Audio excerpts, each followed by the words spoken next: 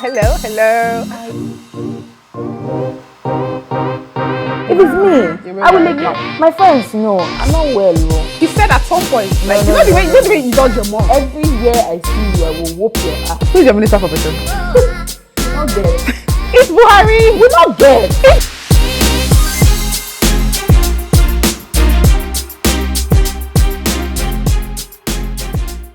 At the next general elections, we'll be fighting for our lives.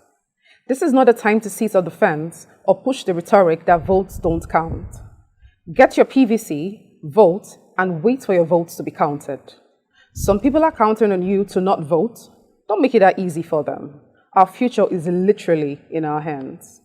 We would like to appeal to the INEC chairman, Professor Yakubu Mahmood, to please open up the online registration portal so that we can go back to having that option, because right now INEC offices are a little overwhelmed, to be honest, by the number of people who are coming to register and get their PVCs. We know you are a very learned man, sir. Please do us a favor and open it back up for us.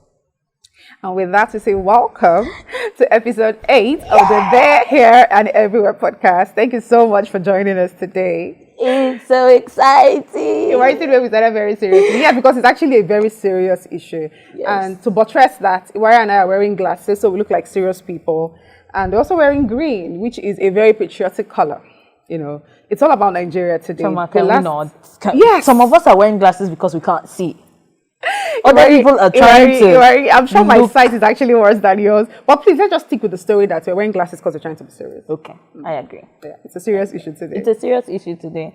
We're all Nigerians. We're all seeing what's going on, and it's time we actually fight for our future. Because how long can we let this continue? Yeah. The people who are ruling are only ruling because we are letting them rule. To be honest, so it's time to stand up, do the right thing, and fight for what belongs to us. This land is ours, and be sure that we will claim it. Oh yes, and a lot of times, or for a long time, the rhetoric has been pushed that the people do not have power, but actually we do. We have all the power. Like, what's the definition of democracy? Government for the people, by the people, and of the people. Okay, government of the people, by the people, and for the people. The government should be for us, because now there's this, everyone has adopted the whole "I'll fend for myself" thing. So you go to a street and people are coming together to see how they can repair their roads. You go to a street and people are coming together to see how they can fix their lights. And these people pay taxes. Yeah. But the rhetoric has been pushed for so long that now we've adopted that "I'll take care of myself." It's up to us. While it's up to us as citizens, we have a responsibility to our country and to ourselves. But the government has a greater responsibility. Yeah. We vote people in there. They are paid to take care of, they are heavily paid. Heavily paid. The highest in the world, if I might say. Yeah. In no other country are lawmakers paid as much as we pay ours. So while we're paying you to take the trips to Dubai, keep your wife and children in Dubai, go to school in Oxford, do the work. That's all we're asking. Yes. You want to keep the money you make, fine. But just do the work. Pass the laws that help the people. The people put you there. So why are you not working for us? You come and now give us breadcrumbs during an election. Because I always say, what is 5,000 when naturally I should be given 50,000, I should make 50,000 easy. Why are you coming to give me 5,000 now and expect me to put my life on the line? But that tells you the level of poverty. If people can vote for a bag of rice, and this was even when bags of rice went for, say, between 10,000, 12,000. Yes. Now it's over 30,000. It's over 30,000. So people will still vote for a bag of rice. So what we used to, even the phrase then, Sunday rice, that we always used to do. How many people eat rice? Even Gary, that would call poor people's food. People try to make jest. Say, you soak Gary. You have to be rich Gary. You have to be rich as hell to eat Gary. So guys, please, when you're considering, the person you're going to vote for, especially for the presidential, elections, please think about your life and how it has been in the past 8 years. Yeah. ASU has been on strike for months, and it's like that is not a forgotten issue. Like, I don't even see buzz about it anymore. So students have been home. It's driving me crazy to think that ASU is not on the top burner. Every other day, there are killings in different parts of Nigeria. There are killings in the southeast. So many issues. There are killings in the southwest. There are killings in the north. Like, it's a normal thing. We become so desensitized to killings. You know, before when it's we hear that one of those there's a killing, there's a bomb Remember blast, when they there's a kidnapped shooting? the Chibok girls? And there was all that. Even Barack Obama and Michelle bring back our girls. Exactly. How far now? Now, we don't even make the front news. Yes. Like the front news in Nigeria, I'm not talking about international news. Things happen in Nigeria, it doesn't even make the front news. It's so sad. And I'm sure the only reason why the Owa thing was even, blown up was because it happened like a few days to the APC primaries. And so, if you notice, you watch the primaries, right? Like 3 or 4 contestants took time to, let's just have a minute of silence. If they did not have the podium at that time, would they have made statements? Would they have made any effort towards this? Because it now became like a point for scoring points, Yeah. And let's just have a minute silence of that. So why are we having minutes of silence when you could have done something? Why are we keeping quiet to honor the dead when they could have been alive if you got up and did the work? They did not the need to work. die. The train attack in Kaduna a few months ago, they're yet to get a resolution, and they're still promising us that, we're on top of the matter, we're going to investigate, it's so sad. People will be brought to book.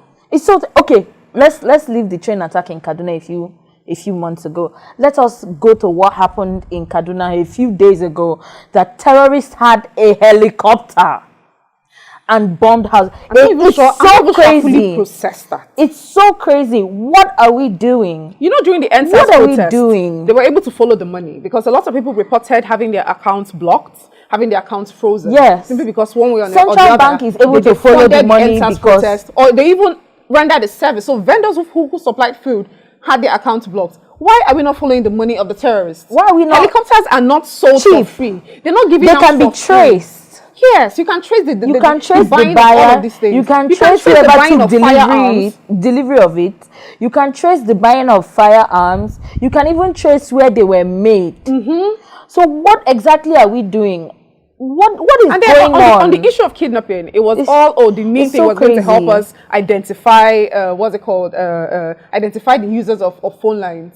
But I mean, the main thing has been we've implemented it for some months now, and kidnappings are still going on. People are not being how is I can tell you for free that you don't need NIN to actually find the location of a phone. I mean, the technology my question there. is, what was the girl, wisdom behind this whole NIN issue? Well, and terrorism? Because I don't understand. They will still use your own phone to call your own people. So. And that makes where are easy. We going? I mean, Iwari, if a phone is transmitting signals, if it's taking calls, then cell towers can be used to locate where that phone is. How are kidnappers paid that we cannot trace the money? Exactly. Because I know that in banks in America, you can trace notes. So the notes of the currencies that's given to the kidnappers can be traced. So any bank that takes possession of that note will call and say they just got all of this wisdom that we have. What exactly is not going restricted on? To us. What exactly people in is going power, on? People in security agencies, they know these things. They know these things. You know what? Listen, for those students at home, because of ASU break, right? It's your time to make your voice heard. Voice heard, rather. Get up, go and get your PVC and vote. Vote like your life depends on it, because it does. Your future does. Okay, I was listening to something and somebody said she had been in 200 level for 3 years. I would lose my mind. Exactly. Now, if you are there, right? If you are going through this, get up and be radical about it.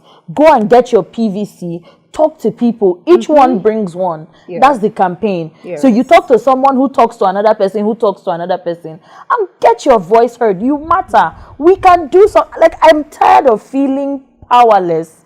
I'm tired of feeling helpless. Like, I'm not even saying don't steal the money. Steal it. But brother, do the work. They shouldn't steal. No, I'm just saying. I get you. But do the work. You want to take 20 billion, bruh, do you. Kill the bloody terrorists. Do what needs to be done. Do what needs to be done. Why are people dying? And I don't understand how my northern brothers and sisters are losing people every day, but you're still encouraging these people to run for second tenure, to do this one. You're still collecting. Encouraging the same you're still party. Collecting the same set of people. What is Their going opinions on? have Are not you not changed. tired? These people have you not changed. cried enough? And guys, let's tell you. You don't even live if you're- in your state. If you're 20 right years now. now, by the time the next administration will lapse, because I mean in Nigeria, Yeah. take it or leave it, it's going to be 2 tenures. Yeah. You're going to be 28 years. If you're 22, you'll be 30 by the time the next president is leaving. Yeah. If you're 40, you'll be 48. Like, do the math in your head. Time If you have is lost 3 going. years already in school, then think of what more can be lost. Let's try and get time back, because these people are not going to change. Let's be honest. This principle of change, it's not going to. These people that you want to bring back into power, they're not going to do anything. If you couldn't do anything for 8 years, if you couldn't do anything for 4 years, you're not going to all of a sudden miraculously come into the solution. Now you can't do it. Because you've been what, like coming to the VP coming to tell us that he wants to bro. You've been at the helm. Okay, you've been helping the person at the helm. There are areas where you could have gone through, to make yourself seen in the administration. You could have worked with the UN. You could have worked with different foreign agencies and focus on one. Enough power. He has the I'm ear just of the saying, president. and focus on one sector. So it's like, okay, this thing works. Yet you don't, and all of a sudden you want to come and speak English for us. Well, he's not even on the ballot. What? So he's not even on the ballot. So that even makes it easier, because then I would have lost Why? my head. My question was, why did he even come out? You want to come and continue what exactly? And that's the thing. More people have died in the past 7 years that they want to than continue in the last 20. The legacy of the current president. I'm like, are you people listening to yourselves? What legacy? Listening to yourselves. There's poverty. People can't afford $1 meal a day. Like When a dollar is 600 and something naira. People are living on 200, 300 naira a day. So what are we saying? What exactly is the legacy you want to continue? That's why I don't get it. I don't understand why he was coming out. So now we're moving to the APC primaries. I don't understand why he came out. Why did you throw your hat in the ring? You should have picked your hat up in shame, put it on your head, and walked the hell out. My darling. Because what the hell are you doing? He's a Nigerian, he has every right to contest. But I mean, the primaries have come and have gone, and he didn't get the ticket, and now we have. And he stormed out of the. Oh, he stormed out. At that point, I saw that he stormed out. I'm like, they didn't disgrace you enough. You needed like 20 votes. To think that even Chibike beat him. Can we see? Can I just say this as somebody from Rivers State? I love the fact that one of our own fought it out to the end. Oh, yeah, but this is what I want to say, right? Amechi, it's time for you to come home. It's time for you to recognize that you are more likely to have us in your corner than them, right? It's time for you to empower your own. You see all that work you did in the north. Do you know how beautiful the south could have been? The potential, the business you could have brought into this place if you had focused half of that energy, half of that finance, half of that investment this way. Do you know how much more votes you could have gotten? Because people could have seen the development going on here and wanted you to come to real power. Exactly. Like, so if he can do this for his people, then my God, he can do it for us. Because charity begins at home. It does. So my message to the former Minister of Transport, because he has stepped down, it's time to come home. Forget everything that happened in the Goodluck era, right? You are a strong political figure, but you just did not get it right. It's time to come. It annoyed me that people who wouldn't speak to you on a normal day, who cannot stand in your shadow, had the nerve to abuse you while you were moving around the APC convention. It pissed me off as a Southerner, because you were my governor, you're my representative, you're my state representative, and I will go to war for you regardless of the fact that I'm not okay with a few things you did. But it's time to come home. Let's get it right. Let's get it right. So that when we do this again, then collectively. I'm so proud, because look at Wike, look at Amechi. If these two forces had come together to work for this state. Listen. Because Amechi is a force, right? Yeah, he's a force, whether or not we like him or not. He's a force. Yeah. Wike is a force. Exactly. So imagine both. We need to come together. What are we doing in the South? The power they would have pulled in the South. Do you understand? Yeah. Do you understand? So you have two voices. It's time to who could have been won. Some fights, you know. It's time to come some home. fights should not be carried on for too long. It's time to come home. Put everything aside. Yeah. Put whatever has happened. Let's drop it in the past. It's time to come home, Amechi. And you know one thing, one good thing for me that has come out of this administration is the awareness and the zeal that it has built in the youth. Yeah. So maybe if this administration was mid, people may not have had a lot of interest as they have now. But because things are so bad, like everybody's up. Yeah. Everybody's up. Everybody is talking. See, I'm not sure I had the same interests when I was 20 years old as today's 20-year-olds in politics.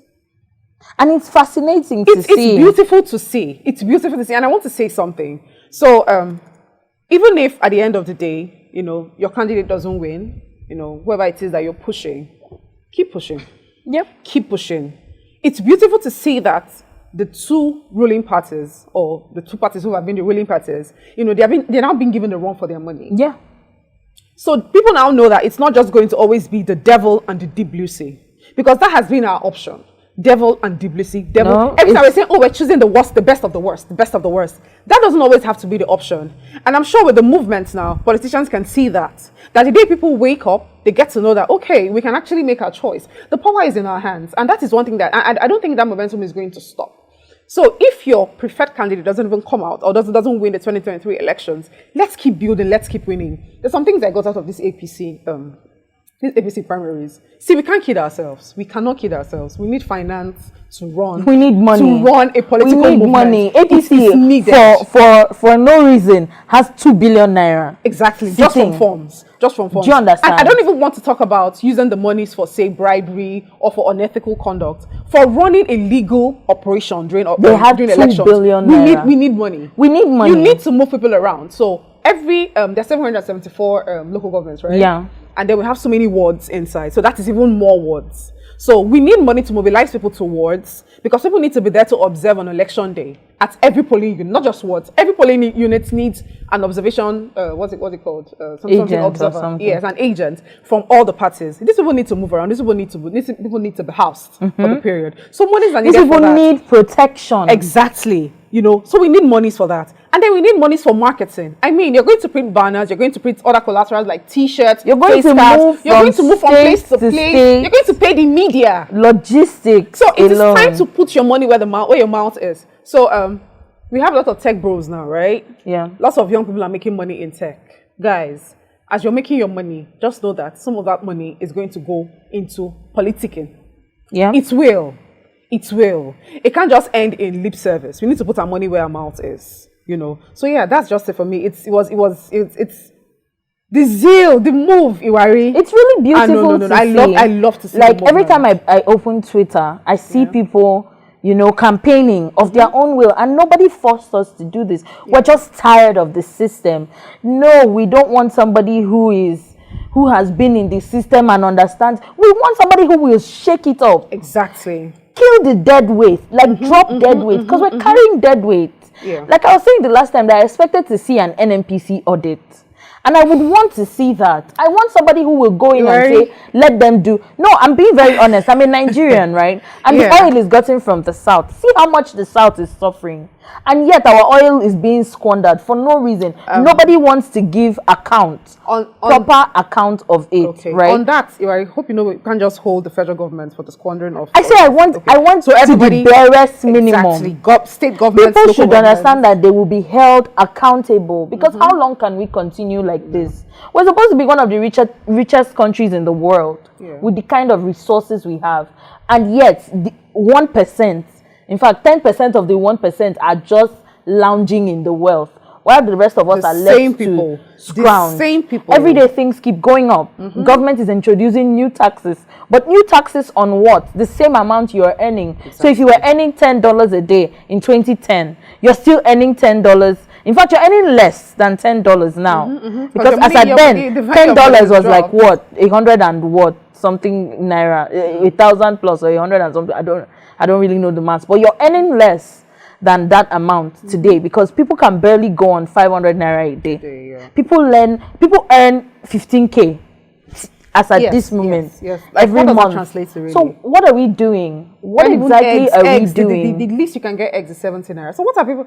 if you are seeing it for 17 naira, you thank God. It's 19 naira near my house. It's not 19 naira. It's 19 naira near my house. So eggs that we used to do 3 for 50, I mean 2 for 50 2 then. for 50, yeah. Big eggs. Now you get a small egg for 17 naira and you bless the Lord God, your savior. I actually and called in strength. the supermarkets like maybe 2 months ago. So I asked for a crate of eggs. I went to the board. I was like, wait, yeah, are these Ogazi eggs? Ogazi for the non-Igbo people. Ogazi, the Igbo word for guinea fowl. So I'm like, are these Ogazi eggs? I said, no, I didn't ask for Ogazi eggs. I asked for chicken eggs. Like, I want whole eggs. It's So so like, madam, sad. this is, I said, no. And they sold me the same crate of eggs for 2,200. And then when you speak to farmers, they're like, oh, feeds are expensive. This is expensive. That is expensive. So it is, see, everybody go collect. So it will touch everybody. Yeah. So no matter who it is you vote, you go collect. Everybody. Because you're not going to shop in a different market. You're still going to shop in the same market that we are going to shop in. So for the next elections, please, everyone, research your candidates. Yeah. Research, research, research.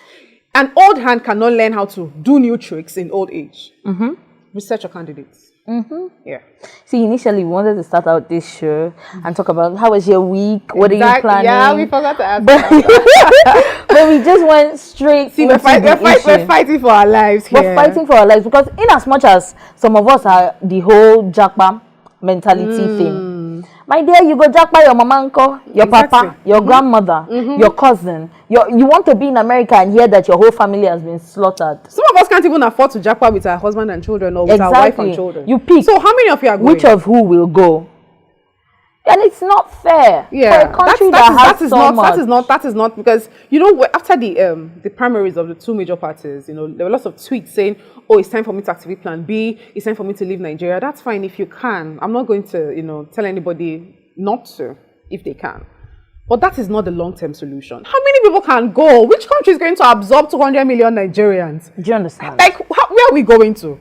Let's start from 10 million. Which country can absorb 10 million Nigerians at once? Even if we split it, you know, you go to another country and then you are being harassed.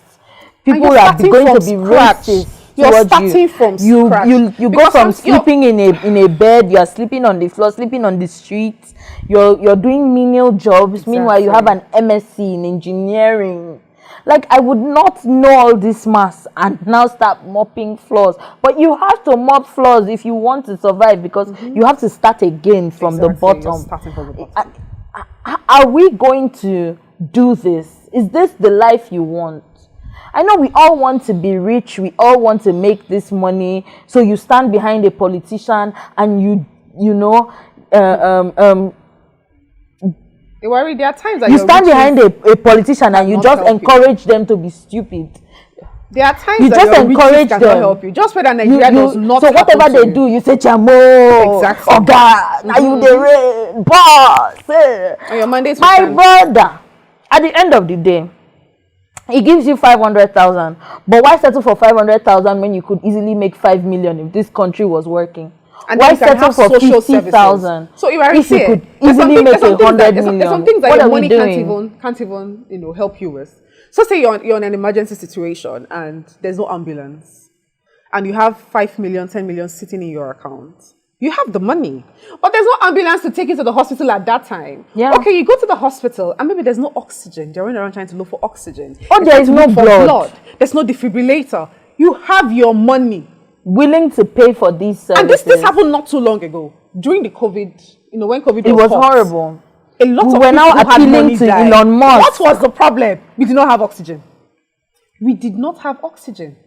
People who live in mansions, people who can build hospitals died because they could not access oxygen when they needed it. So if you think that they're paying you money, guys, see, there's some places your money cannot help you. We need to have a working country. We need to make this country work. It's going to be arduous work because a lot has gone bad, you know. But let us start. Let us start the journey of making this country better. It's time to hold these people accountable. If you know how much state allocation is, it will blow your mind. If you know how much each local government gets, it will blow your mind. And then what are your local government chairmen doing? What is the industry that works in your local government that absorbs youth from your local government each year? What industry is it? Exactly. Because what local government chairmen do now is to write a company. You must take in 6 youths, or you must take in this one. Or youths are of the place are going to, you're going to hold a company responsible. Oh, you must take in our indigents, you must do this. Yes, they should do it. But what are you doing? How are you holding the local government chairman responsible? Exactly. And how many youths can those companies absorb? Exactly. The company's aim is not to come and die now. It's not to come and carry your own luggage. Like, I give some companies credit. They do the work. CSR, they do it. Yeah. You know, but it doesn't do anything. At the end of the day, the CSR only helps 0.1%. They send 10 people to school. They send 20 people to school. But 300 people need their education. At what percentage are we affecting? Yeah. So we need to do so much more. It's now beyond... it's now beyond holding a private company. We need to hold the government.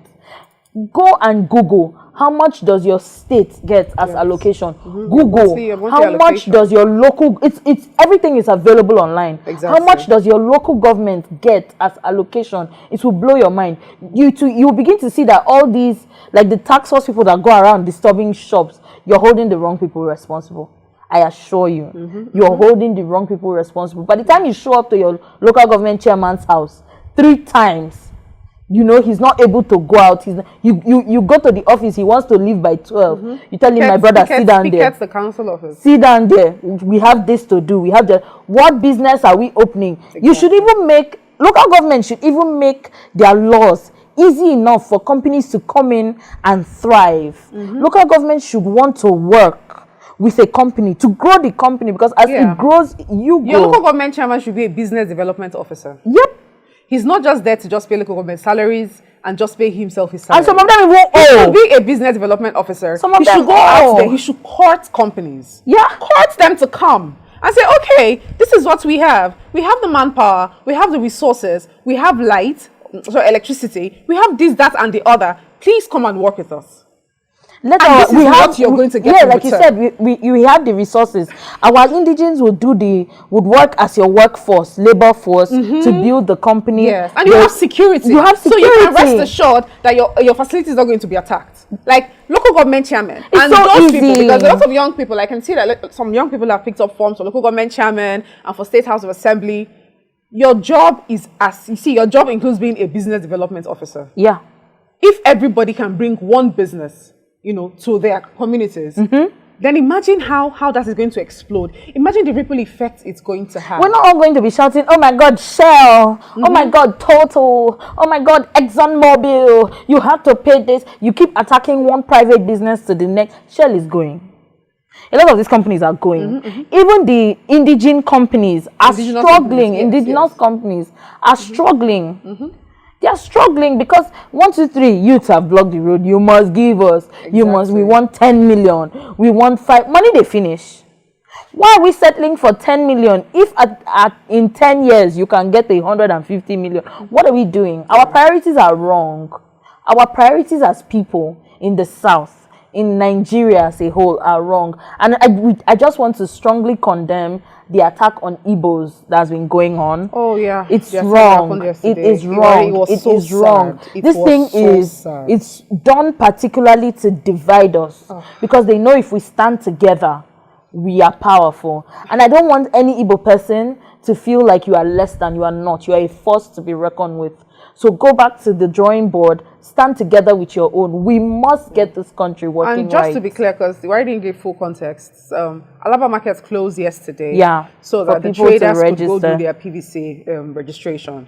Now, videos surfaced, you know, by midday, by afternoon, showing how they were being attacked by thugs at the center, and how some people said they had been given instructions to not register them, but only register a particular ethnic group.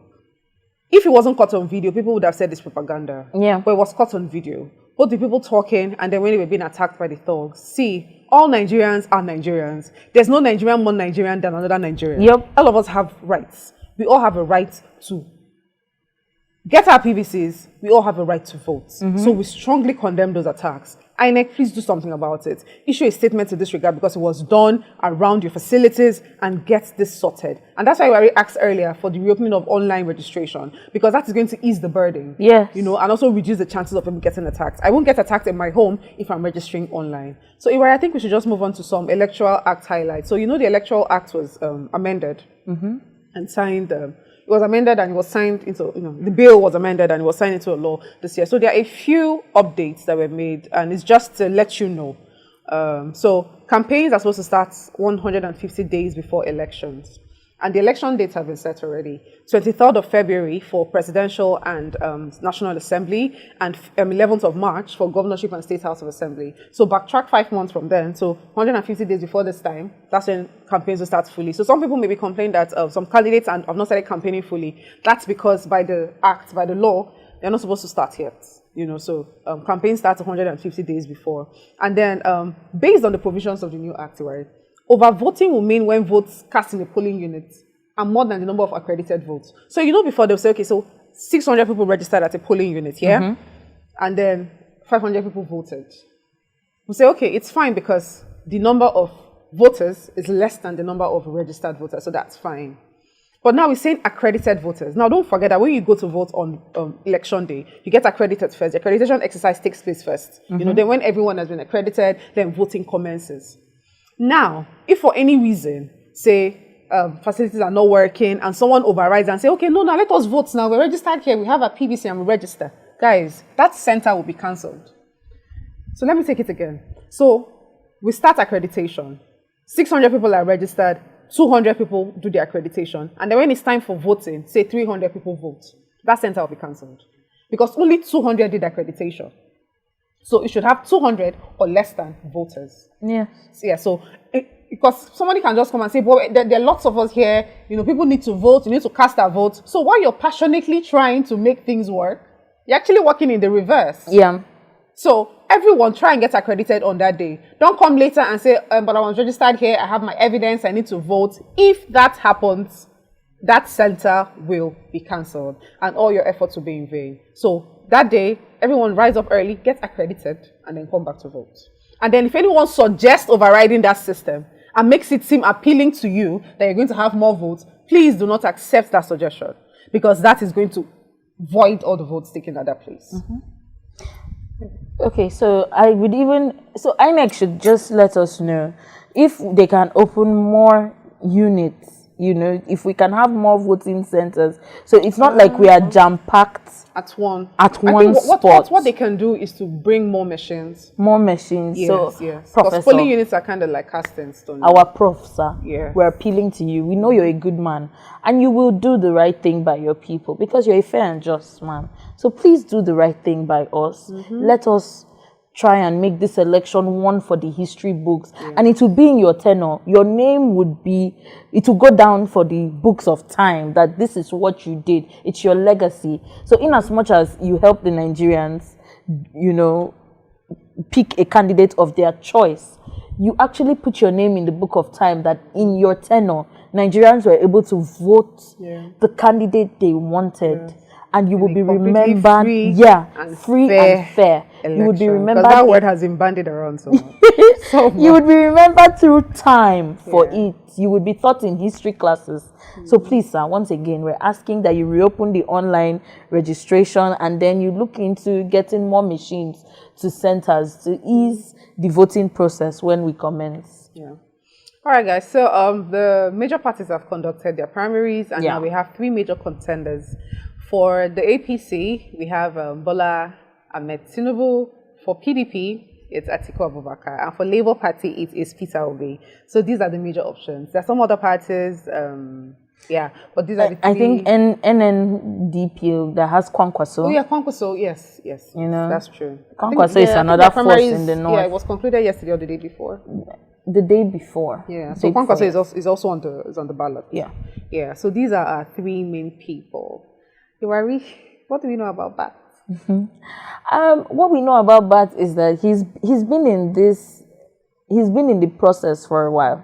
I know I read up that as Lagos State Governor, he did quite a few things. He helped a few processes here and there, but it's not enough for me.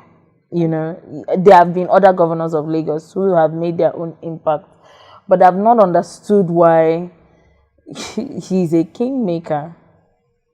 How does that really come to play? See, Bat has been in politics for a long time. They've all been outside Peter Obi. I'm trying to explain why he will be a kingmaker. You know, he's been in politics. I think even, yeah, he was part of the Nadeco force that fought after Abiola's election was annulled. So I think that's what really shot him to fame. You know, that's where he really got known. So yeah, he's been in that for a long time. He even went on exile because of the Nadeco thing. Yeah, and he came back he went on exile in 1994. Came back in 1998 after the death of Abacha. You know, so he has been pushing. He's been in politics for a long time. You know, that's the point I'm trying to make. Okay. So him being a godfather, him being a kingmaker, is not really out of place because he's worked with different republics. He's worked with different, you know, classes of politicians. And now then we've been the read about for book. So why is he still now the leader of tomorrow? Why does he still want to be the leader of tomorrow? And besides, our presidential selection process has to be streamlined, if we're being honest. Okay. You know, there has to be a level of physical activity that a presidential candidate should perform. I noticed he was having the shakes. And even before now, he's been in and out of hospital. So that's a worry. That's a red flag. Is he healthy enough to carry on the problems of Nigeria? Because we know how many times Buhari went on medical leave to go and ease his stress in London. Yeah. And if the Nigerian healthcare system was working, why would he need to go to London? Every time. There was a year he went twice or 3 times to London. Every little thing he was in London. Everything he was in London.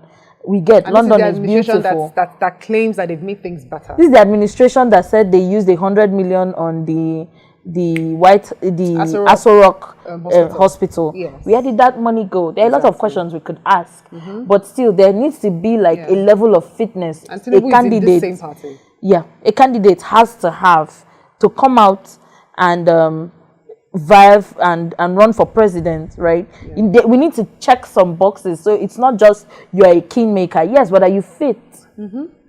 Are you fit? I don't want somebody to come into power who will put me in the military because we need 50 million. Oh yeah, and then they'll eat cassava. What did they say they were going to eat? Cassava. Yes. And amala and the rest. Why? And we're letting this go on. So Tinubu, yes, he has been in the system for a long time, but all this while he has been in the system, what has changed? Exactly. What change has he brought? What change has he brought? What will he do differently from his people? I mean, it was the party, because people say, oh, we vote the party, we don't vote the individual. This party has been in power for close to 8 years now. If he has been in this party, I don't even think it's close to 8 years because they were in PDP. No, a lot of them moved from... Tinubu was never in PDP. We're focusing on him. Okay. Yeah. But a lot of them moved from PDP to APC. So it's not a change of... Oh, no. It's still the same people. Our politicians are party fluid, please. Yeah. So, it's still the same people. Why are you telling me this time we need change? Sorry, we not just things. So like, okay. So let's focus on parts. Okay, so the next person is Atiku. What do you know of Atiku? Okay, Atiku has also been in politics for a very long time. He even contested twice to become the governor of Gongola State. The later split. Yes, to Adamawa and Taraba State. He won a House of Assembly seat during the Third Republic. You know, that wasn't let to come through, because, you know, Abacha, the whole Abacha saga. And then, he was our vice president for 8 years. No, I just want to state how far back this has gone. Atiku has been in power since the 70s. Like, he has been running, he's been in politics since the 70s.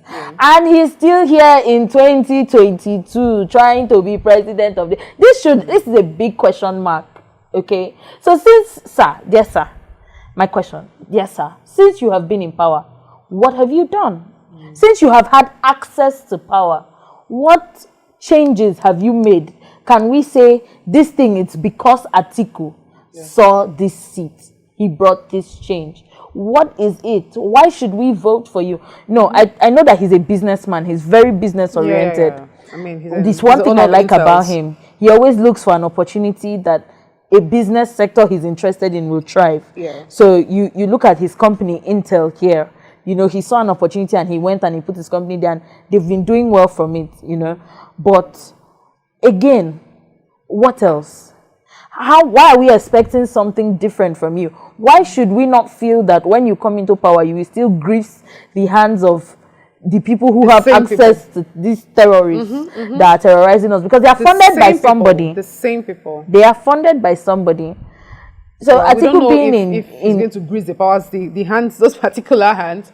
But I mean, he's also been in the system. You've been in the system. Atiku has been in PDP. He has been in AC. He has been in APC. You know, he's not back in PDP. You know, so it's still the same 10 and 10 pence. You know, so I think his manifesto is out already. He has about a 5-point agenda. He has a 5-point agenda: education, security, developing resources or something like that. Yeah, and then public-private partnerships. Yeah, public-private Atiku is partnerships. quite, you know, intent on privatizing a lot of public companies.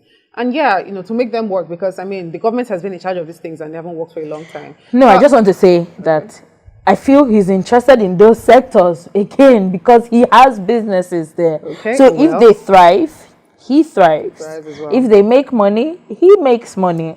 So if I didn't have another option, Atiku would have been my candidate, because I know that if I have a business in this sector he is in, so I would have a fighting. What if my business is not in the sector he's in? That's the thing. But you get what Nigeria I mean? is for all Nigerians. Like I said, it's the lesser of two evils at that point. So who will have my back? Who will protect the things? Why are you still thinking people have your back? No, I'm just saying in Atiku's case. Those will be the questions. Yeah, it's going to be the question. So it's like economy-wise, he will just bring in more business. Iwari, remember the girl Deborah that was killed a few weeks ago? You know, after her death was made public, there was a statement from Atiku's Twitter handle saying, commiserating with her or with her family. And then that statement was withdrawn. Why was it withdrawn? Because he was scared for his life and his ambition. Withdrawn? When he becomes president, what will change? Will his life, will he... What will change? He will become the most powerful man in Nigeria. A very strong message. Somebody was killed for alleged blasphemy, religious blasphemy. She was stoned to death and her body burned. And then you issue a statement and then you take it back. What does that say? I'm going to leave you to answer that question. What does that say? What does it say to you? Answer it. The third person is Peter Obi. Obedient. Yes. Peter Obi has become the third force that we did not know was going to emerge. I mean, first he was in PDP, right? He was contesting with Atiku and all. I didn't see a future for him in PDP, for being honest. You didn't? Yes, because I felt that there were a lot of heavyweights in PDP who would fight him. So I actually hoped he would go away from it. Okay. He would look for an area to shine in. So in as much as him leaving PDP to Labour Party isn't really popular. You know, it wasn't really popular. I was scared at that point. So I felt like, maybe this is the end of the road for him. They would frustrate him. It's a small party. But it has built momentum. Oh, yes, it has. Because he has been in that party. Before now, people didn't even know what Labour Party was. We didn't know that there was a Labour Party. Like, we just knew academically. Maybe when you just remember, maybe when you see the list of INEC, you know, when you see the list of parties published by INEC, you see Labour Party. But as soon as we see the list published by, when we get to know that these parties exist, it's when they call results. Labour Action Party 10, PDP 4,340,000, APC 2 million, YPP 4, ACDP 2. ANPP 0. That's when we get to know that there are other political parties. Peter Obi has really done. He has done a good work. With Labour Party. You know, putting Labour Party on the lips of others. I mean, now we can say we have 3 major contenders. Before now, it was always the 2 parties. But now, you know, we have Peter Obi there. So Peter Obi was a former governor of Anambra State. And in his time there, Peter Obi did well. A lot of infrastructure, investments in education. And Peter Obi has always pushed for business growth. He's always pushed for business growth. I mean, Peter Obi was a businessman before he became governor. So he knows where the shoe is. Even when he stepped down from governorship, right, when his tenure was over, he's still a businessman. He's still a businessman. Yes, you can trace Peter Obi's money. Yeah. That's the beauty of it. And you can hold him accountable. Yeah. He's willing to be held accountable, which is a beautiful thing. Which is what we've not had. We've not had a government who is willing to be held accountable for public funds. Fully open. Peter Obi has been under so much scrutiny. You know, so much scrutiny. He was interrogated by EFCC. you know, and he came out of EFCC office and they've not come after him again. I just want to put that out there. Do you know the brutal force EFCC is when they want you? They go to people's houses, go through the roof, pick the person up, break doors, cause all this destruction because they want a candidate. But for Peter Obi, he hasn't been in their red lights or any case against Peter Obi so far. So yeah, and speaking of governments being held accountable, I think this time we should all insist on having a presidential debate. Yeah. Last time it did not happen. Guys, please, this time it has to happen. Last time we heard our president didn't show up. Yes. I don't know how we're going to put pressure, but the three of them, they need to have a debate. Let's know what we're doing. You know, let's know who we're going with. Let's hear their thoughts on critical Excellency matters. Okay. Being a Bola in a debate, right? Yeah. I would love to see that. Please hold your own, so sir. You're a kingmaker. Make this happen. I don't know how we're going to push for this. I don't know, but we need to make this happen. Yeah. We need to have a debate with the three of them. We need to pick their brains. We need to hear what they have to say. Let's not be the normal jingle. They just run jingle on radio. They do that and then come out on election day. Sir, what is your offer? We need to hear the offers, before we make our final decision. Okay, so I have a personal plea to Peter Obi. I know you are getting all this momentum online, but there is still so much work that needs to be done. You need to get people out there. There are youths willing to work for you. Take advantage of that. Get people out there, put them in the streets, put them in people's faces, go from hood to hood. I didn't say neighborhood though, I said hoods, because these boys the boys and the people in the creeks, in the markets, on the roadside, they are the ones that will come out. They are the ones that are willing to risk it all because they have nothing else to lose. You see those people in mansions and whatnot, so that only have Twitter fingers. They're only going to tweet and retweet and retweet and retweet, which isn't the force you need. It's the force on social media, on the internet. But you also need people that are willing to come out and risk it all and share the same ideology you do, that they want a better Nigeria. They want a Nigeria that works, a Nigeria that is for everybody. Because I don't mind us being one Nigeria. As long as we work, as long as we don't feel like we're being cheated because we're told that the South were less, the North has more population. Who did the census? And even the North. The North still has higher rates of poverty and illiteracy. You understand? So it's not like they're even getting the longer end of the stick. They may be getting the longer end of the stick individually. So but Jonathan built those schools. They're not really getting much. Jonathan built those schools because he saw the future. It they touch everybody. It is touching everybody. Jonathan built those schools because he saw the future. The boys that are doing all this terrorizing now, he put them in schools. There was a clear plan for them. Because if you do not engage these boys, they find a way to engage themselves or they listen to anybody. But yet we handled that whole Jonathan situation wrongly. Dear Nigerian youths, it's time to try again. So we should all come out and try again. So Your Excellency, Mr. Peter Obi, please, let us not slow down because you have all this online momentum. It's not online that will win this election, though it has a part to play. You need people in the streets. So it's time to come out and mobilize. Have public donations, a platform where people can donate to your campaign. Yes. Yeah, because I think that's legal, right? Yeah. So have a platform where people can donate directly to your campaign and mobilize. We trust you that when we donate, you will do the right thing. So do that for us, please. Have a platform where we can donate. Set up committees in different states for every local government. Slowly but surely we will get there. You're a force to be reckoned with. Every other party has seen it, right? So it's time to apply physical pressure. We have shown them online that we're not to be messed with. It's time to come out and add numbers to us, because there are people who preach your gospel, but they need the opportunity to come out and work for you. They don't know where the labor offices are in the country, labor party offices are in the country. Yeah, and people they don't know who are your representatives in each country. People have been trying to get the logo. Yeah, rework the logo. So there's so much that needs to be done. It's not even time to start doing 1 tweet or 2 tweets a day. It's time to be more vocal, more pressure. That's how we win. I feel like you have exhausted all your energy on this.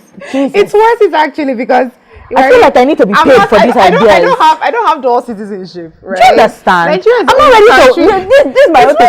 I'm not ready to wash plate anyway. I'm not ready to. Like, I want to travel to another country and then go for a business trip or a holiday or something or school and come back. I even want to be able to travel around Nigeria. I remember when we were in primary school. Jesus. We had all of these dreams. Oh, we're going to go to Yankari Game Reserve. We're going to go to where again? Kajuru Castle. I don't know. Don't say such things on air, right? Just pretend that you know. Yankari Game Reserve. I just catch stray bullets on this show. That's all I do. I'll go to Jos. I'll go to Jos. You know, I'll go to the Agungu fishing festival in Sokoto. We'll go to the hills of Taraba and Adamawa. We'll travel to Calabar, go to the forest of Ogoja, hike. Like, there's so many things to do in Nigeria. I'm not going to stop. That's a dream. I'm not going to any forest. I don't do well with insects. But I don't want to see snakes. You will travel abroad and you go, okay, you don't even want to go hiking. Why am I hiking? When I check in Opobo for fun. See the beauty of nature. Thank you. There's a beauty that God has shown me in my dreams. I'm sticking to that beauty. Nature is beautiful. I see pictures of places all the time. Gorgeous. I'm not traveling to go and hike. No. Go to this. No, I'm not hiking. But I know that there was a time where my dad and in fact my whole family, we drove from Port Harcourt to Abuja. Now we drove through and stopped by several states, and it was the most beautiful thing because there were no roadblocks, there were no checkpoints. We drove through. We started by I think 5 a.m. We started in Port Harcourt 5 a.m. We got to several places and stopped. We stopped at Enugu. We stopped at Benue. We went to Kano or Kaduna. Yeah. I can't remember which, but we stopped by there. You know, we had all these different stops.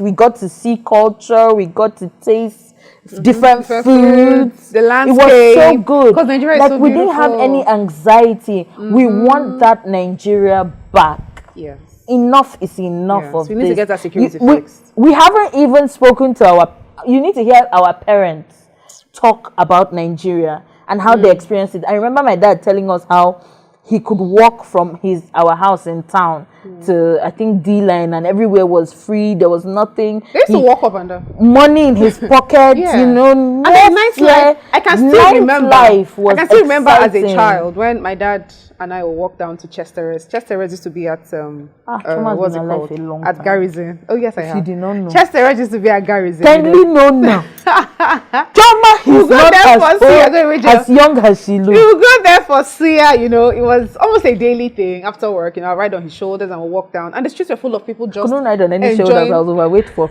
all my life. Nobody could put me on their shoulders. My dad would Are your shoulders made by steel? We'll go there, you know, just take a stroll in the evening. And I remember my parents, you know, just going out at night, maybe going to Hotel Presidential. I mean, that was when I was a baby. I can still remember how Port Harcourt was those days, you know. People could walk around. Nobody was scared of losing anything. Yeah. That may not, you know, right now, it may just be utopia right now. I mean, because things have changed. The population has grown. Yeah. You know, a lot has happened. You have all these youths who are, guys and girls who are so desperate to make a dollar. You're willing to kill somebody. A dollar? A naira? You are really, what's a dollar? Because it's dollars they're looking for now. Let's be honest. It's foreign currency. I need to increase my ambitions. Foreign currency. That's when you now change it to naira, it's huge, you know. So you have all these people who are looking to make money. You want to drive the best cars. You want to do this, but they want to risk their life and kill people to make what? Money that will not last. So because I think some people a lot needs to be done, and I just want to say, change starts with you. It starts with me. We're tired of it, so let's get up and do something. I think this whole episode is a call to action. Yes. That's it. We're calling you to action. Yeah. It's no more business as usual. Even the crew here, please, let us go and get our PVCs and let us do the right thing. Someone is raising his hands. Let us vote. Let's be proud of this country for once. Every time they mention Nigeria, I'm like this. At the end of the next election, let's be able to say we did our bit, you know. And then we go again in 2027 and see how that can move. I would like to call out these famous people, you know, that... Okay. You're not calling names, right? Don't call names. Well, I won't call names. Yeah. whoever you are Nigerian, you have over 100,000 followers. Yes. Please be intentional about your posts. Do the right thing. The same way you were speaking out on the Good Luck era, where they had this whole Occupy Nigeria. Okay. Yeah. The same way you were speaking out, you were in the streets, you were talking to people, you brought mat, you lay down on the road, you embarrassed your full generation. It's time to speak out again and do the right thing. They believe in a cause. Do the right thing. They can see now that time. Do the right thing. Do the right thing. So we had somebody who put heavy weights. Okay. Are we seeing the recognition Okonjo-Iweala is getting? She was that woman should just stay where she is, please. I'm just saying, we had the caliber of heavyweights we had in our team. It's like a lot of convincing to bring such people back. I don't think we don't need to bring her back. We have equally competent people here who value dignity over dollars. Dignity over dollars. Hey, who value their dignity over dollars. So we have people like that here that are willing to do the work. It's just getting the right person at the helm of affairs to bring these people on board. So everybody needs to be intentional. So whoever you are, you're a Nigerian celebrity, a musician, an actor, a skit maker, please be intentional, do the right thing. Let us get this country working. So you won't be doing what you're doing and be harassed by thugs. I know, Madam, you have complained a lot how thugs harass you on site. You have made all these videos calling police to action. It's time to fix the system. So get up and fix the system. Come back home and fix the system. It's in our hands. Yeah. All right, guys. With that, we say thank you so much for listening in today. Thank you. This has been a whole rant, the full episode. So if you've made it to this point, thank you. Thank you so much. It's time to do the right thing. I was even going to announce some INEC centers in Port Harcourt. Let me see if I can find them. Okay, Apostle, what's his name? Chibuzo said he's going to release his churches for people to come and. But it hasn't been confirmed if centers have been set up yet. PVC, but that's like an option, though it's pending. Let me find this. Somebody had posted. I think I took PVC, a screenshot. Let me offices in Port Harcourt. Okay. I think I have it here. Okay. Said for those around Choba, visit Obiakpo INEC office, opposite Brainfield Academy, East-West Road, Elibolo, Port Harcourt. So that's on the East-West Road. If you're within the Okrika axis, behind Nolgate office, within the Okrika local government secretariat along Refinery Road. If you're in Elelenwo and Rumokoro, go to CPS Rumokoro and Elelenwo for your PVCs. If you're in Transamadi, Odili Road, Rumasi, go to Oginiba Town Hall, opposite Pabot Brewery. Pabot Brewery is very, you can't miss it. They said it's fast and easy with a good number of INEC staff. If you're within Iwofe, D-Line, Garrison, Mile 123, go to 236 Aba Road, Port Harcourt for your PVC registrations. And when you're being assigned a polling unit, please make sure it's close to you, because on election day, movement is sort of restricted. So make sure it's close to you, somewhere that is, walking distance, so you can go vote and do what we need to do. Don't forget, each one tells one. Preach the gospel to somebody and empower that person to preach to the next person as well. Let's take the message to the streets and do this thing right, because we can.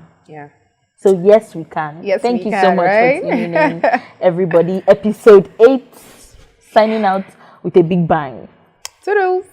Hello.